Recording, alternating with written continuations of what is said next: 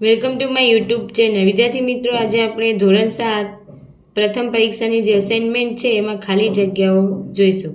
40 એ ખાલી જગ્યાના 20% થાય. 40 અહીંયા આપેલું નથી. 40 x અને 20% કોના 20% થાય? તો 100, 2 કા 2 5. તો હવે 40 ગુણ્યા 5 બરાબર x. 4 પંચા 20 એટલે 200 ના એ 20% થાય. પછી છે બીજી, ત્રિકોણના ત્રણેય ખૂણાના માપનો સરવાળો 180 અંશ થાય. ત્રીજી છે, ત્રિકોણમાં બે સરખી બાજુઓ સામેના ખૂણા સરખા હોય. આપણે ખબર છે સરખી બાજુ હોય તો એના સામેના ખૂણા પર સરખા હોય. ચોથી છે, બે આપેલું છે 8 અને 9, તો PR ખાલી જગ્યા કરતાં વધુ હશે. તો 8 ને 9 17, 17 કરતાં વધુ હશે.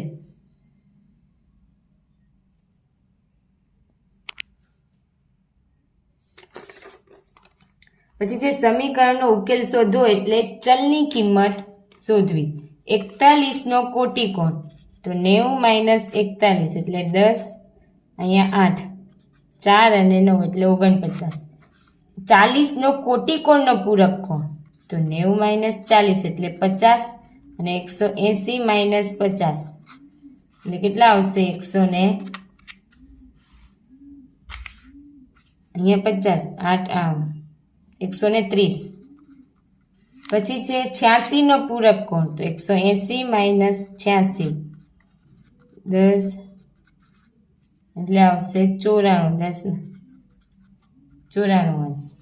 ચલો પછી છે, પરસ્પર વ્યસ્ત સંખ્યાનો ગુણાકાર 1 થાય. જો 10 આપેલ છે, 10 નહીં આવે, જવાબમાં 1 આવશે.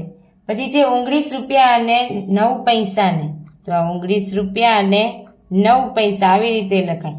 જો તમે આમ લખશો તો આ તો 90 પૈસા થઈ ગયા. આ ખોટું, આ સાચું. ચલો હવે 11મું છે, એમાં બી વચ્ચે ગુણાકારની નિશાની ના આવે. શેની આવે? ભાગાકારની નિશાની આવે તો જ જે જવાબ આપેલો છે એ જવાબ સાચો થાય. પછી પ્રથમ 5 પ્રાકૃતિક સંખ્યાની સરાસરી 1, 2, 3, 4 અને 5. 5, 4 ને 5 10, 15/5 એટલે 3 આવશે. પછી છે પ્રથમ 9 પૂર્ણ સંખ્યા 0 થી ચાલુ થાય. 1, 2, 3, 4, 5, 6, 7, 8, 9 થઈ ગઈ. તો એનો શું કીધું છે? મધ્યસ્થ. એનો મધ્યસ્થ 4 આવે. હવે 14માં બહુલક કયો છે? તો જે સંખ્યા વધારે વખત રિપીટ થતી હોય બહુલક એટલે 2. પછી ખાલી જગ્યાએ ધન પૂર્ણાંક કે ઋણ પૂર્ણાંક સંખ્યા નથી તો 0. પછી 16મી છે, સૌથી નાની ધન પૂર્ણાંક સંખ્યા 1. પછી 2 ગુણ્યા 5 આપેલું છે. 2 ગુણ્યા 5 ગુણ્યા ખાલી જગ્યા ગુણ્યા -4 બરાબર 40. તો 5 દુ 10, 10 ચોક 40 તો થઈ ગયા છે, પણ અહીંયા માઇનસ છે તો અહીંયા -1 વડે કરીશું એટલે +40 થઈ જશે. 18મી છે, 3 ગુણ્યા -1 તો -3 આવશે. 19 છે, 2, 3 અને 5 નો લસા 5 તેરી 15 દુ 30 થશે. પછી છે કાટકોણ ત્રિકોણમાં કાટખૂણો બનાવતી બે બાજુના વર્ગોનો સરવાળો કર્ણના વર્ગ જેટલો હોય છે. ત્રિકોણને કુલ 6 અંગો હોય છે. પછી છે 2/3 બરાબર x/18. x શોધવાનો 2 ગુણ્યા 18 ભાગ્યા 3. 3 6 18 એટલે 6 દુ 12. તો x ની કિંમત કેટલી આવશે? 12 આવશે 22માં. હવે છે 6 ટકા શોધવાના. 6 ચોક 24, 25/4 ટકા શોધવાના છે એટલે ગુણ્યા 100. સોરી, ટકા આપેલા છે. 25/4 ગુણ્યા 100. 25 એકા 25, 25 ચોક 100 એટલે 1/100. જો ટકા આપેલા હોય તો ભાગાકારમાં 100 લખવાના અને શોધવાના હોય તો ગુણાકારમાં.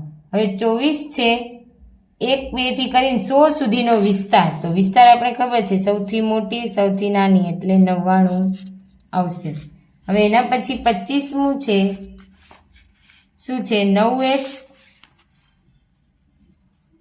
- 2 બરાબર 25.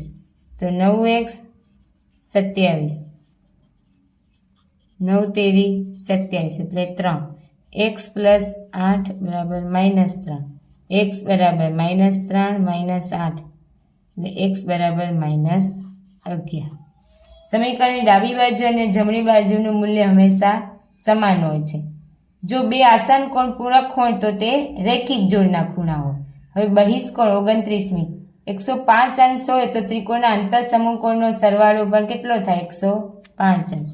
હવે કીધું છે 7/25 ના ટકા શોધવાના. ટકા શોધવાના એટલે ગુણ્યા 100.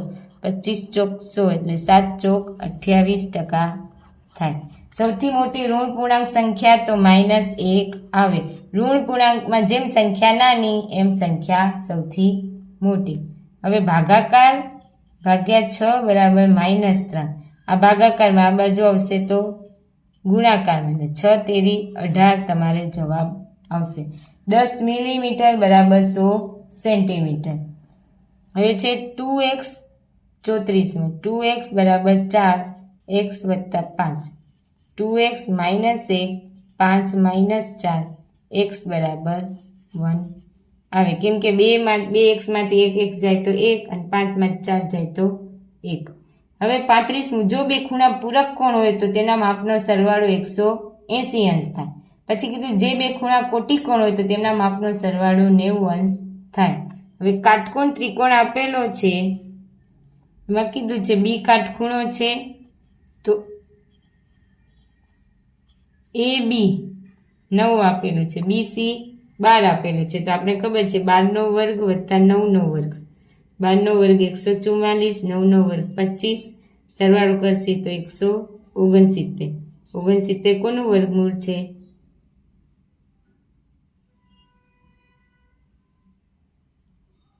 5 ને 4 9, 4 5 6 એટલે 13. તો આમાં બી જવાબ શું આવશે?